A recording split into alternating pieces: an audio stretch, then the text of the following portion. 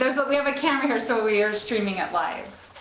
Yeah, so anyway, I have some wonderful news for you today.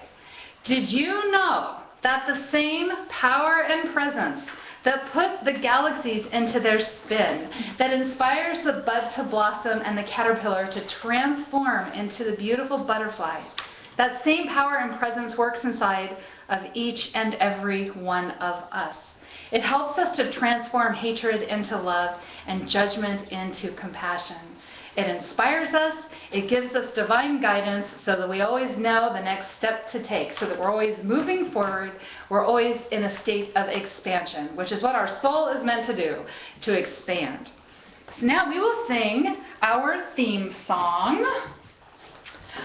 I am free, I am unlimited, there are no chains that bind me. I am free, I am unlimited, right now, right now. I am free, I am unlimited, there are no chains that bind me. I am free, I am unlimited, right now, right now. And Susan will read our daily word and announcements. Okay, our daily word for today, inner peace. The presence of God permeates my being. The presence of God watches over me. Wherever I am, God is. These lines from the prayer of protection remind me that I am always in the presence of God, a presence that brings peace. As I pray, I go within to a sanctuary of peace and quietly commune with the presence. My mind, body, and spirit are soothed. I let go of worry, fear, and doubt. Throughout the day, I easily return my awareness to the presence of God within, and I immediately become calm. From this place of peace, I reach out to others who are feeling anxious and allow God to express through me as peace, understanding, and empathy. I am always in the presence of God. I am always in the presence of peace. From Exodus 33:14, he said, "My presence will go with you, and I will give you rest." Our affirmation again, the presence of God permeates my peace, my being. The presence of God permeates my being. Amen. For our announcements, next Sunday, we'll continue the Rainbow Series and dress in orange. I know, it's like the best color for everybody, right? We have to borrow some Caltrans vests.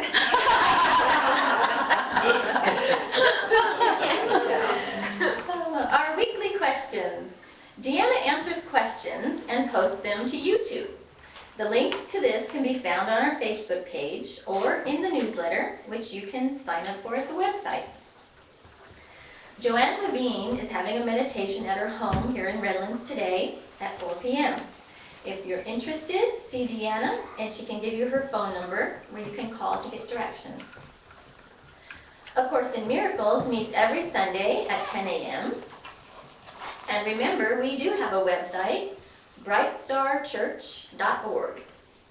Deanna records most of her sermons in an MP3 format, and you can find those at the website. You can sign up for our weekly newsletter, and there's also a calendar of events, along with articles based on recent sermons. Coming in July, Sunday, July 14th is Potluck Sunday. We'll also celebrate July birthdays. A sign-up sheet is in the back. And it is actually in the back. Sometimes it's not there, and I just tell everybody it is, so I clarify that. Well, to start us off today, our kids had a little adventure in energy.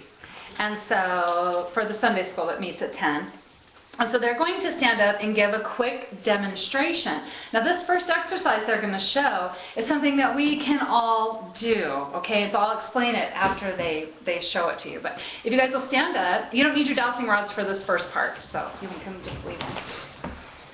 Okay, now this is a really simple way to muscle test. Okay, now watch the kids, it's very subtle, okay? Now they're just standing straight, just however you want to stand. That's good, Macy, right there. I don't want to stand here. Okay, you can stand, go stand by Susan. You can stand by Susan, it's okay. I'm going to do. Okay, just stand right there, that's perfect, that's perfect. Okay, first of all, what they're going to do is they're going to state something positive, okay? They're going to say, my name is, and they're going to say their true name. Macy, put your feet together. Okay, all right, so say your name. Me? All of you, together, just say your name out loud. My name is Cassie. Now, did you see what they did? They shifted forward just slightly. Okay, state what color shirt you're wearing. I'm wearing red. Truthfully? Yeah, truthfully, do a truthful statement. I'm wearing a black shirt. I'm also wearing a black shirt. I'm wearing red. Okay, now, does anybody have any yellow on anywhere? Okay, say, I am wearing a yellow shirt. I'm wearing a I'm yellow wearing shirt. a yellow shirt. Just see what happened. They went back just a little, just a little. Okay, and so this is something that we can practice ourselves, and I'll explain later too why we want to do that. But see, when we're here to remember that God's working through us, right? We're not always buying into that. And so we can check ourselves in the morning, and we say, I am a divine child of a loving Creator. Say that. I am a divine child of a loving Creator. Okay? I couldn't see all three of you at the same time, but did it look like all three just kind of move forward a little? Because right now, they can feel that. We want to make sure we feel that. And so we can test ourselves in the morning. Okay? Now, go ahead and get your dowsing rods.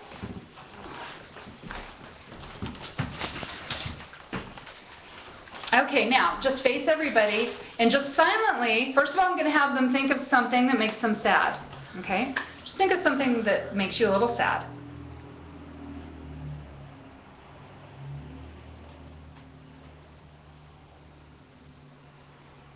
Okay, atoms aren't, okay, there they go, a little bit. Their energy's contracting when they're thinking of something sad, so the dowsing rods are coming in.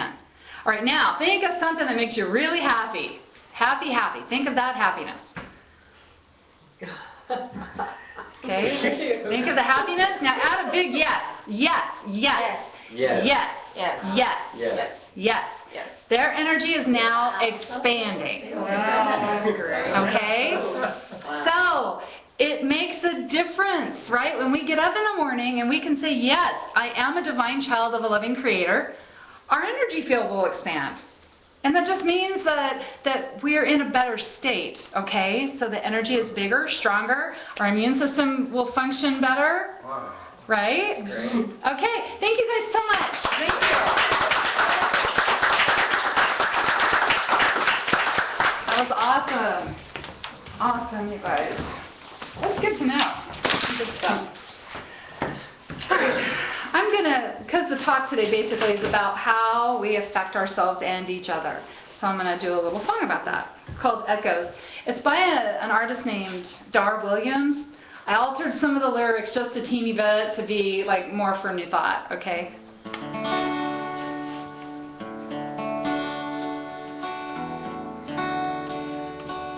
Every time you love just a little, take one step closer, solving the riddle. It echoes all over the world. Every time you walked into kindness, make one connection that used to divide us. It echoes all over the world.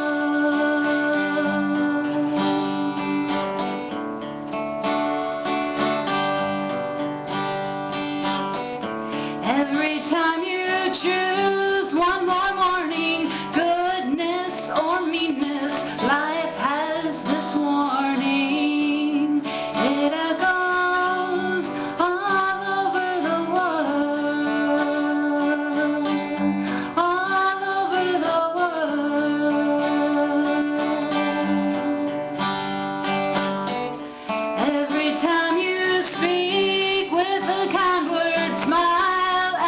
stranger. Let love flow through here.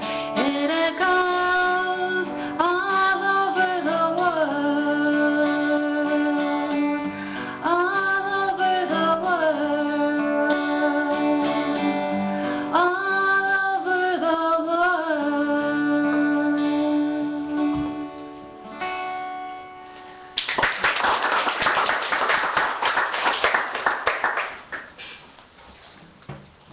Well, so today is part 1 of our rainbow series, and we wore red. We got red paper. Now, basically, I based the rainbow series also on the 7 chakras, but the chakras take us on a journey. Sometimes it's known as the journey of the seeker. And I decided this year that I would look at it as the journey that we take to empower ourselves. We empower ourselves, and then we empower other people too. We become what we were born to be, which are divine channels for grace and miracles to work through us, not just for ourselves, but for the people that are around us also. Because this journey that we're taking, it's not just about us. It's about everybody. Okay, so our goal is to help empower everybody. God works through us and wants to keep expanding, okay? So that energy is meant to go out, and we do that by helping and sending it and spreading it to others. So we're wearing the color red to represent the first part of this journey, okay? The beginning of our journey, which is fate versus destiny. Now, I learned something real interesting about fate and destiny recently, that fate is when we make choices that are based on fear. Okay, so fate is when we're just allowing what's going to happen because we don't know what to do. Okay, destiny is when we face our fears and we make conscious decisions based on awareness of what it is that works through us. So it's these choices that allow us to let God work through us, to accept the package that we call our life, and then to express the brightest version of ourselves. Now, in our own energy field, this comes through the first chakra. Now, I've been working in the field of energy medicine for almost 20 years. I have had thousands of clients that I have done energy work on. And I will say, I've always felt, you'll probably be nodding your head at this too, when they're coming from a space of fear, their energy is contracted, okay? Like you saw on the dowsing rod, right? The energy contracts, okay, when it comes from fear. When we work on people that are coming from a space of love, the energy is expanded, okay? So we start our spiritual journey through the 7 chakras, okay? The first step of our journey is to look at what kind of beliefs we hold. Now, in this first stage, we're working at the beliefs that we picked up from childhood and from our family and from our tribe. And those beliefs are either coming through the lens of fear or they're coming from a space of love. Okay? That is going to affect how we live our whole life. Now, the nice thing is that our own energy, we can affect it just by changing our thoughts, right? You saw how the kids made the dowsing rods move out? When we empower ourselves and empower others, we do that with our energy, okay? We expand, okay? We move into a state of expansion by being empowered. Now, when we see life already through the lens of love, we are in a state of expansion. We're doing what our soul wants to do, okay? We're empowering ourselves, we're empowering others. God is working through us. Things work out for us. We experience synchronicity. We're in the right place at the right time, right? Things just feel good, okay? When we see life through a lens of love. Now, if we're seeing life through the lens of fear, we are contracted. We are afraid to give of ourselves. We are afraid to move outward. We're afraid to even reach out for our dreams. Okay, we think about the dreams, we're like, I can't do that. That's not possible. Now, I found out something very interesting about fear, okay? Do you know we're biologically wired to focus on things that scare us? I learned this very recently. There's a part of our brain called the amygdala. Amygdala, is that how you say it? The amygdala? Okay, it's about the size of the thumb. Okay? It's a danger sensor. Now, this was great for our ancestors, right? Who lived in the plains, right? 500 years ago, people had a different lifestyle than we have. And they needed to be able to focus on things that were dangerous, right? Danger had to catch our attention 500 years ago. Okay, it had to. Good news, if it passed you by, it wasn't a big deal, right? Because it wouldn't put your life in danger. Okay, so it served our ancestors, but see, now it distracts us. And so often we're not paying attention to our intuition that even when it is firing off a message to us, we don't honor that message, right? So we don't pay attention if there is danger, okay? Or we're paying attention to all these fearful messages that are around us. So we're being distracted. Now, in our environment, which is inundated with negative news programming, okay, this is catching our attention all the time. Okay, where good news, you know, if you're walking through a mall and somebody says, hey, my kid got accepted into Harvard Law School, right? You don't stop and go, wow! You know, you don't give it that kind of attention. You may, in your head, you keep walking, but think, oh, well, they must be excited. But if somebody says, you know, there's a tornado coming, you pay attention to that, right? Okay, that's our biological programming. But see, even if it's not a physical threat to us, we'll still pay attention to it. Okay, even if it's bad news around the world, someplace else, we'll stop and pay attention to it, and we'll be afraid. But did you know that also, right now, even though there's all this negative imagery out there for us, we're actually living on the most peaceful and abundant time that our planet has ever known. Okay, it's the most peaceful, abundant time that our planet has ever known. When I heard that, I'm like, really? You know, you can turn on the cable TV, and there's actually a war channel. It's called the Battle Cam or something. And it's just like in the Middle East, right? And you just see whatever's going on, okay? But see, it's not real life. I mean, that's happening. It is happening out there. But there is much more peace. But nobody is broadcasting that, okay? So we're unaware of it. We're not paying attention to it.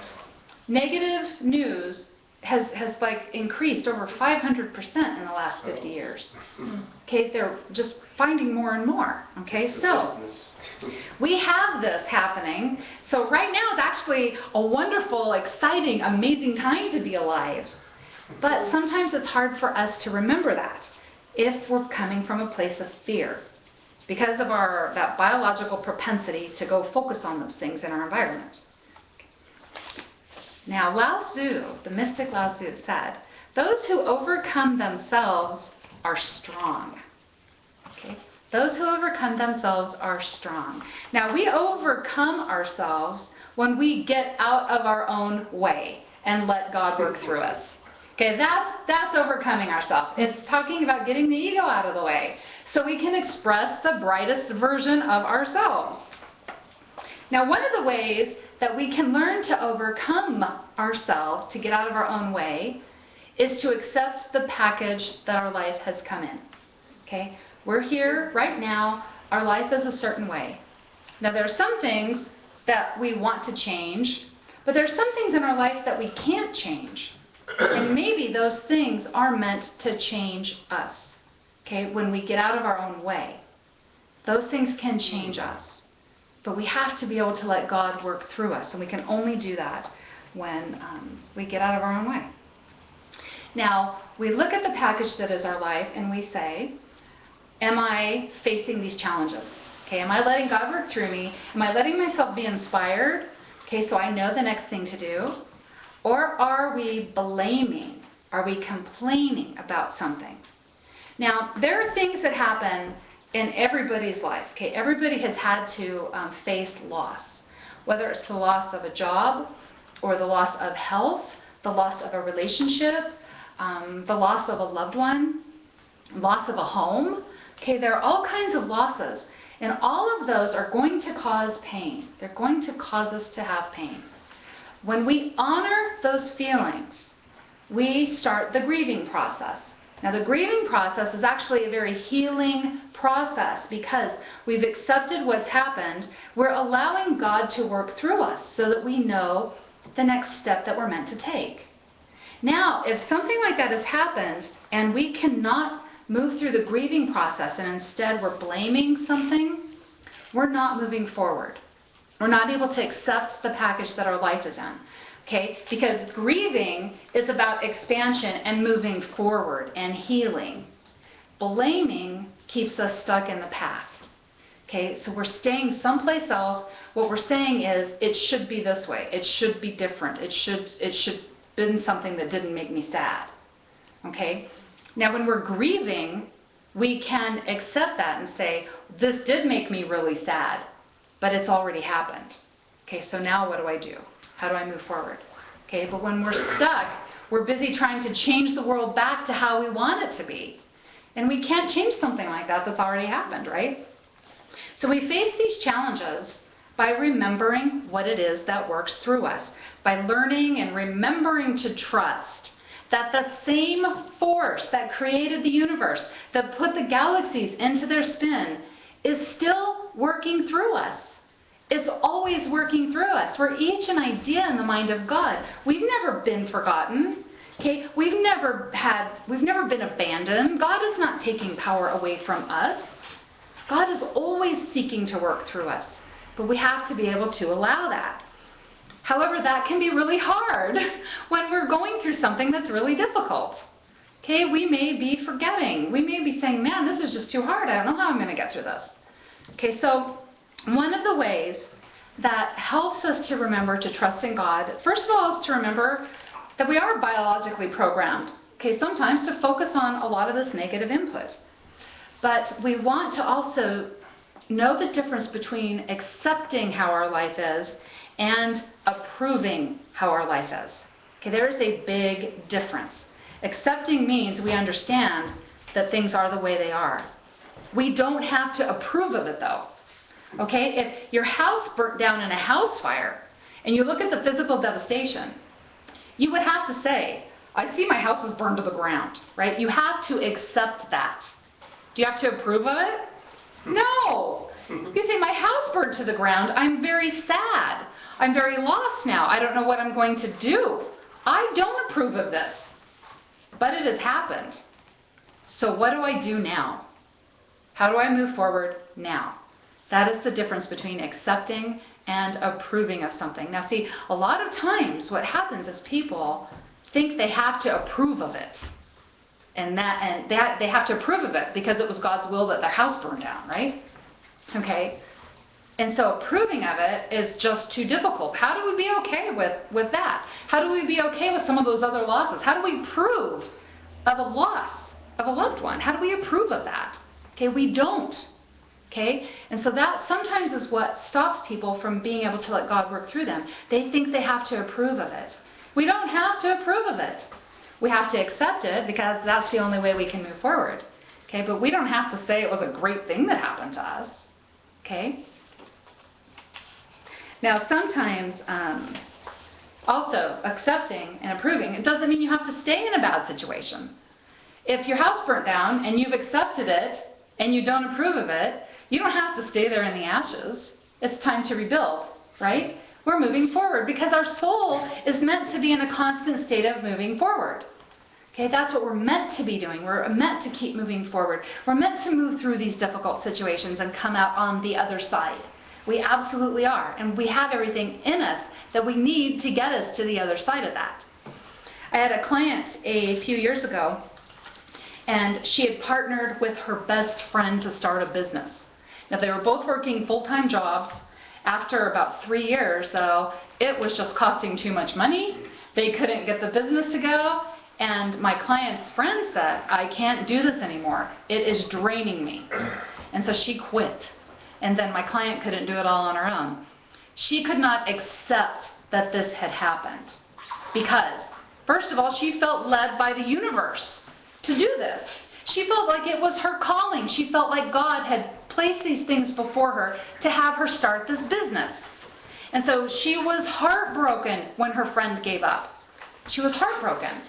When she got to the space where she could accept what happened, after like another year, she was able to say, well, maybe I did learn some things from this. Okay, so maybe it was divinely ordained. She decided to start another project, and what she had learned from her previous business was going to help her in her next adventure.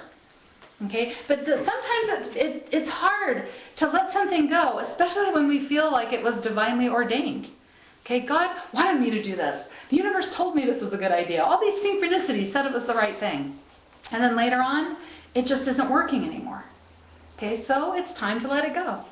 Sometimes it's just time to let things go. We don't have to approve of it, especially if we put blood, sweat, and tears into it, right? But sometimes it is just time to let something go. Now I know in my own life, every single time I cannot accept something, I find myself in a space of complaining about it and blaming all of these outside forces that ruined my life, right? Okay, I don't feel good and I'm disempowering myself. Now if I'm disempowered, how am I empowering anybody else? Okay, and I've tried to fake it, right? I mean, because I've been self-employed for a long time. I've had clients for a long time. On days when I am feeling like really I hate the world because of all the mean stuff it did to me, my poor client is just like, what? Right? Okay, when I can finally accept, then I feel empowered. I feel the difference. I really, really do. And I wouldn't tell you to try this if I hadn't tried it myself. Okay, I tried blaming. Didn't make me feel very good. It really, really didn't. Okay, accepting though, when I get to a point where I'm accepting, I start getting help to move forward. I feel inspired, or somebody around me will say the right thing, and it will give me an idea. Okay, and then the healing process has started. The grieving process starts, so that I can move through what it is that I need to move through. When we're blaming, we are draining ourselves of vital life force energy. Okay? Again, you saw the dowsing rod, right? Okay? When we're blaming, we're in a state of fear. We're draining ourselves. Okay? So we want to empower ourselves. We want to be stronger. Okay, so that we accept the package that's in our life and we're empowering others around us.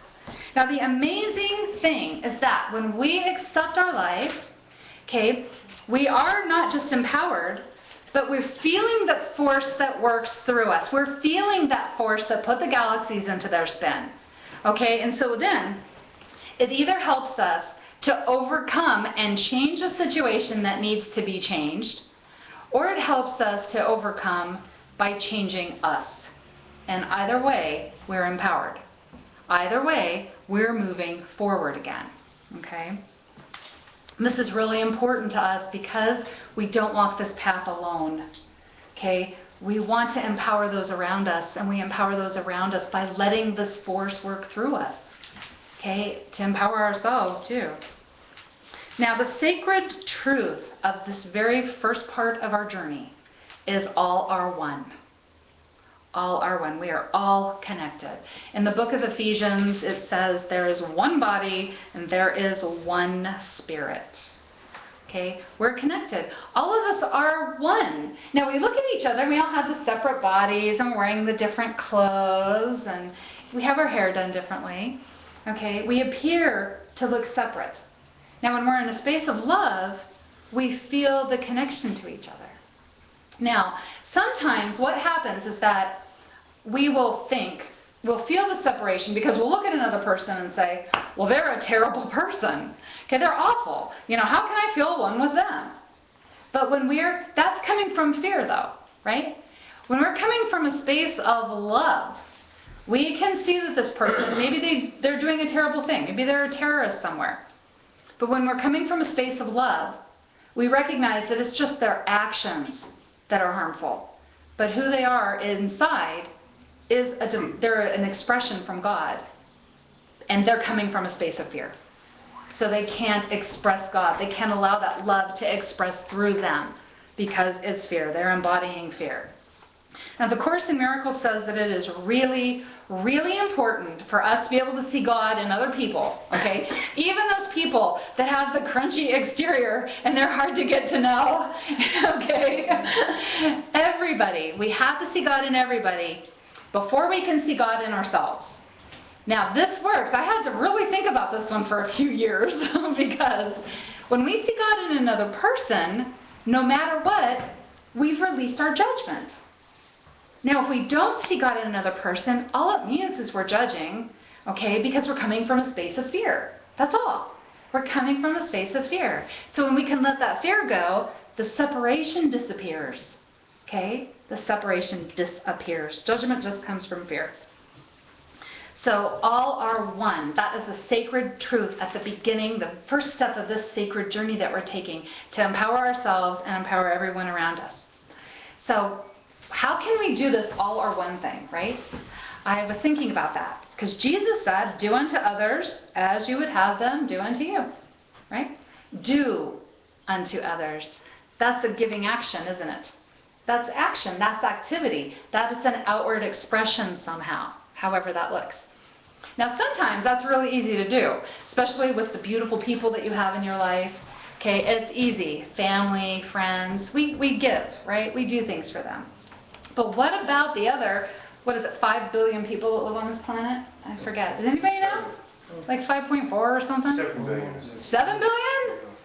Okay. Yeah, so what about the other many billion people that live on this planet, right? We're not going to be able to get to everybody, but I'm going to share a story that my friend Dana shared with me. And she gave me permission to share the story, but several months ago, she got up one morning and she went to go drive through to get breakfast for her and her family. Now, at that point in time, she was just, ambivalent, right? She wasn't really stressing about anything, but she wasn't overly happy about anything. She pulls up to the drive-through window to pay, and the person there says, the person in front of you paid for your meal. Now, my friend Dana was flabbergasted. I think that's what she said, flabbergasted. She said at that moment, her faith in humanity was restored. Okay? She experienced a transformation. So she went home, and she couldn't stop thinking about this. It was amazing. Well, so she was inspired to do the same thing then for somebody else. Okay? Now, Dana and I had talked about how we've thought about doing that before, right? It's, you think about it once in a while, but Dana and I were both saying that, sometimes we worry about the money.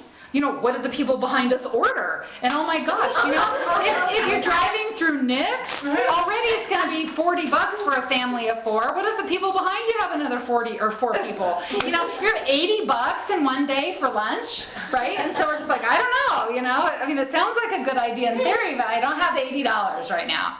Okay, and so Dana decided that because this was a fear of hers, she was going to do the same thing. She was going to start paying for a meal of somebody behind her, okay? Because she knew she was worried about the money. She wanted to have the healing experience. And so she drove through and she paid for the meal for a car behind her. Now what happened was she was even more elated than the time that it had happened to her. That being the person who got to make it happen filled her with more joy and filled her with more happiness. Okay, so it was a more amazing experience for her. So she's been doing this now on a regular basis. She does this regularly. She says, Deanna, I used to worry about the money, but I don't now because you know what? It just comes back to me. Somehow I get it back. And her own finances have improved because through this exercise, she's been giving love and surprise to other people, and maybe other people are experiencing this feeling of having their faith in humanity restored, but she's also healing her own prosperity consciousness. So that is amazing. I thought that was like the biggest thing I've ever heard of. Helen Keller said, I'm only one, but still I am one. I cannot do everything, but still I can do something. I will not refuse to do something I can do. Okay, I will not refuse to do something I can do. We're each just one. We're one. But there's still something that we can do. Every act that we take in this life, it either empowers us or it disempowers us. It's either empowering somebody else or it's disempowering somebody else. But it's showing us, every action is showing us, are we coming from love or are we coming from fear? Now giving, just giving, is an expansive action. It's the act of our soul. It's God working through us. It's empowering ourselves. It is empowering other people who are involved. If we're coming from a space of fear, we're in a state of contraction, and we cannot give of ourselves then.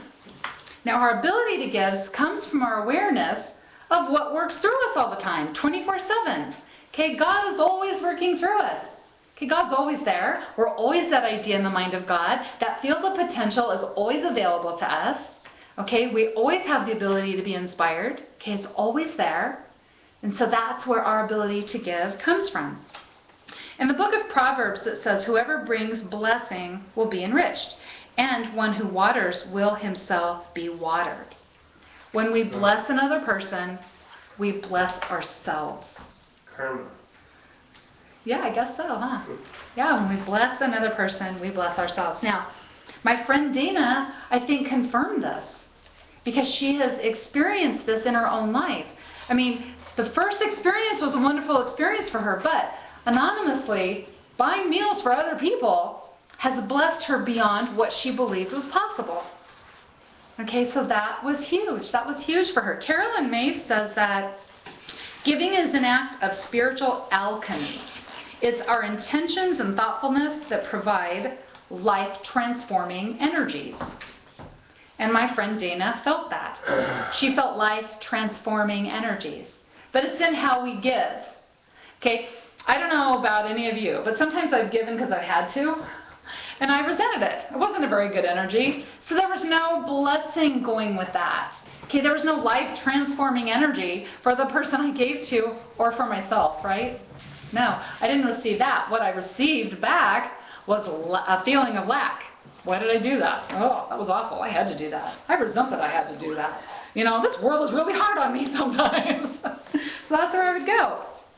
But again, the dowsing rod demonstration, you saw that giving energy, the love energy is the expansive energy. So the act of giving is a transformational act.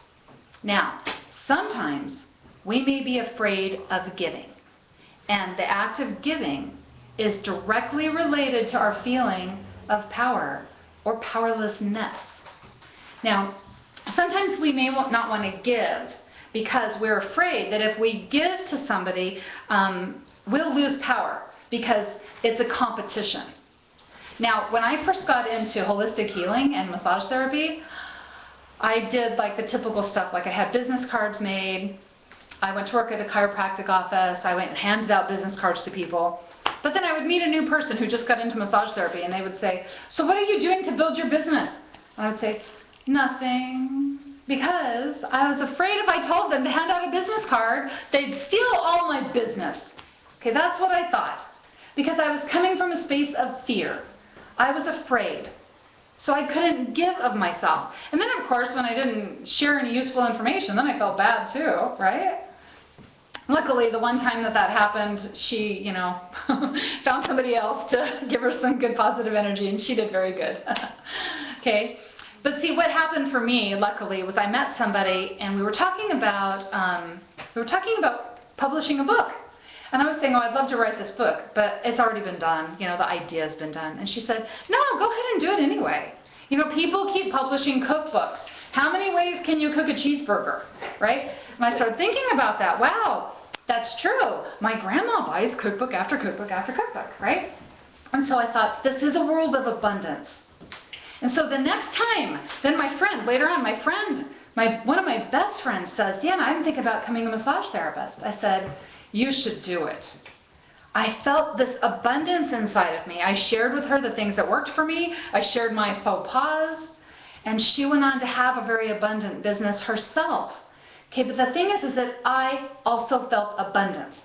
I felt abundant for giving loving information, for coming from a space of love instead of a space of fear. It makes a difference, okay? Makes a difference. Now sometimes we are afraid to give because we're afraid if we give an inch, we'll have to give a mile. Now, anybody who's ever volunteered for a church or a school knows what I mean, okay? I don't even have to explain that to anybody, okay? You say yes once, and then it's like you're the yes person, right? Now, sometimes it's hard for us to give because we feel like our own personal security is at stake. Now, this may sound funny, but if you've ever been driving down the road on a rainy day and seen somebody whose car was broken down, and you felt sorry for them, but at the same time, it felt scary to pull over and help them. Okay? I've done this myself. I've had little kids in the car, been like, well, I'm afraid. What if it's like this scary movie I saw back in 1983 that like scared me from ever picking up a stranded road person ever again, right? Unless I knew them, okay? So sometimes that is the issue for us. We're afraid, okay? Because we don't know what would happen with us. And it just puts a kind of a, I don't know, a conflicting feeling out there for us. We want to help, but we're afraid to do it. A few years ago, I took my kids to the Golden Spoon frozen yogurt place. And a young man approached us right as we got out of the car. And he said, excuse me, I'm recently homeless. Could you buy me a meal? I was so upset by this. I felt so terrible for him. That young man was not much older than my son is right now. Okay, so I bought him a meal. I took him inside a little restaurant there. We bought him a meal. And then we just left. I took the kids. We got our frozen yogurt. We drove home. We talked about it a little bit. But inside of me, I had this conflicting energy. I'm like, this is horrible that he's homeless. It seems like there's something more that I could do. Should I just take him home with me? No, I don't want to take a stranger home with me, but I don't have the money to get him a hotel room. It just seems like there should be something, okay? I didn't know what to do, and so I felt very conflicted.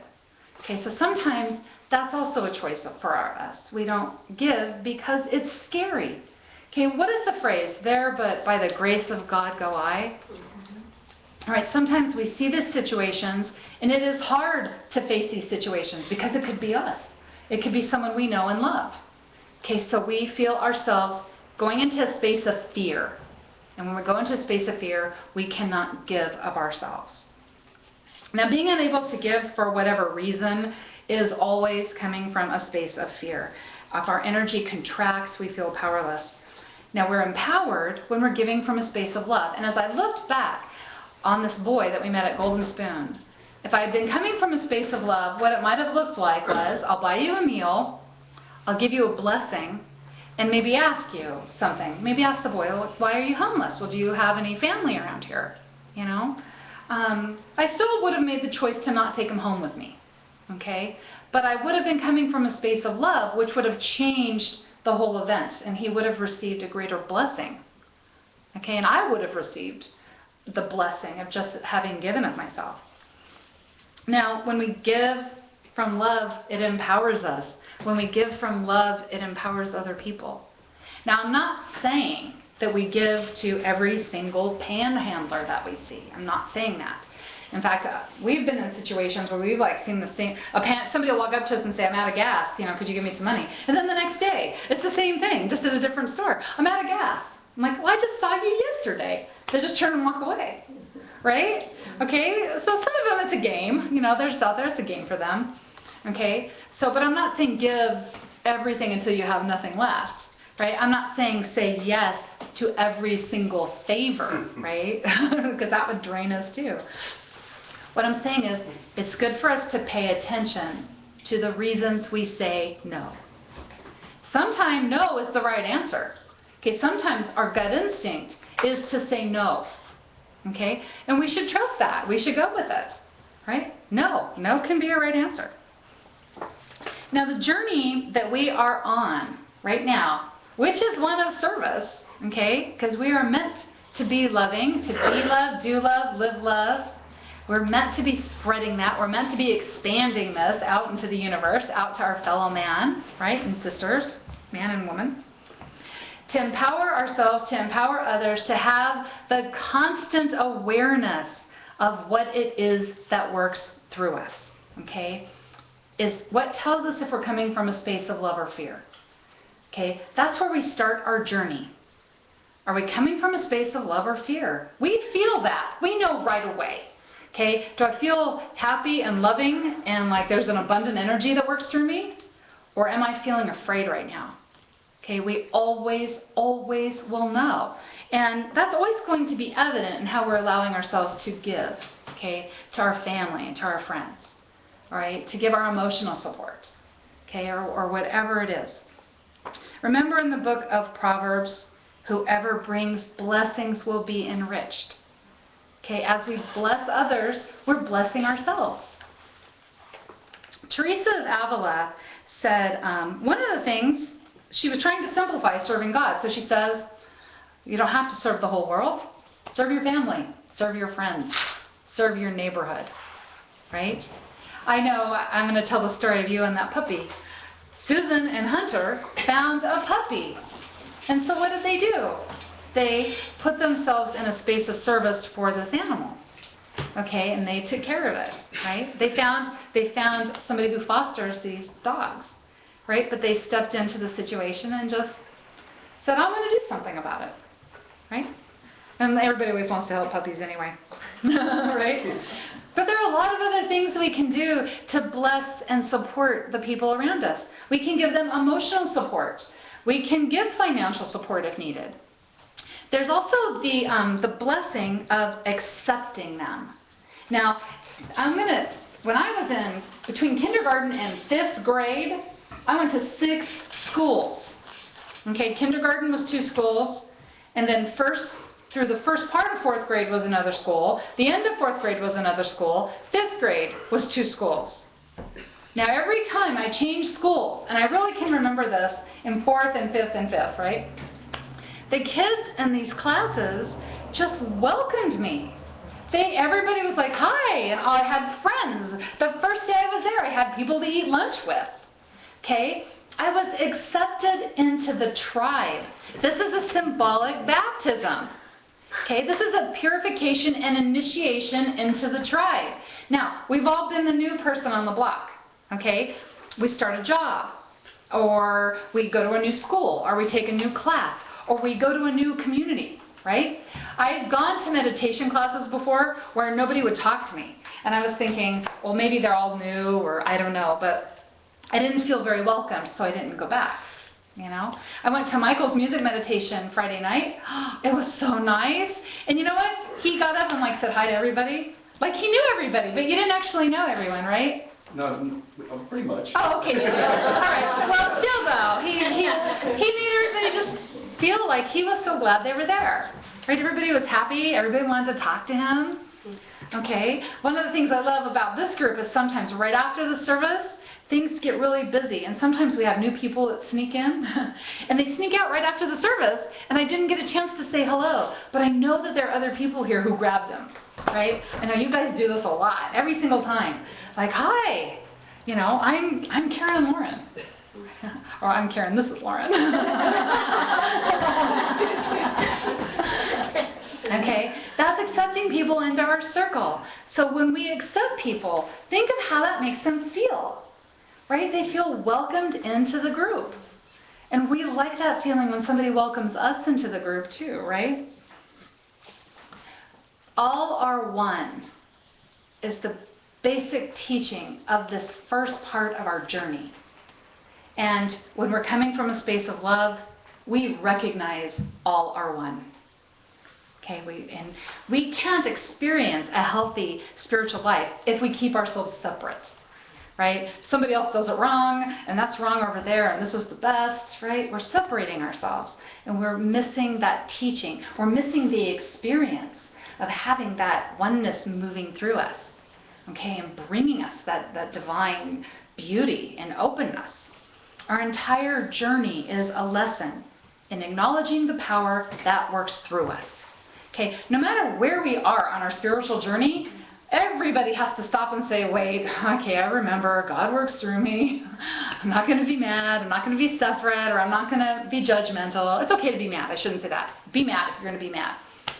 But we remember what works through us. We trust in this force. Now, when we trust in the force that works through us, our heart becomes engaged in our life mission. Okay, when we're trusting that God is working through us, that God works for us by working through us, that God works for other people by working through us. God works for us by working through other people. We're engaged in what we do, which opens us up to be channels for miracles, for divine interventions. Okay, and when we're open, we spread that energy so other people can experience that too. Because as we empower ourselves, we are empowering others. And that's our destiny. That is our destiny.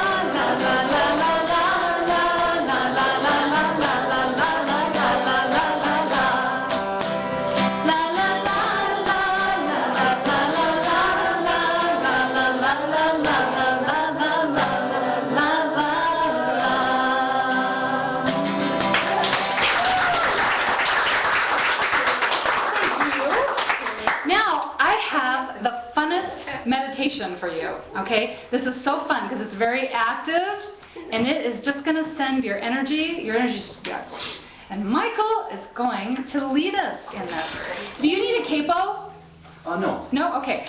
So he's going to play the guitar and he's going to explain. I got to experience this Friday night. Do you want to sit there? Would that be easier? Yeah, that's great. You want to pick? Great. Okay.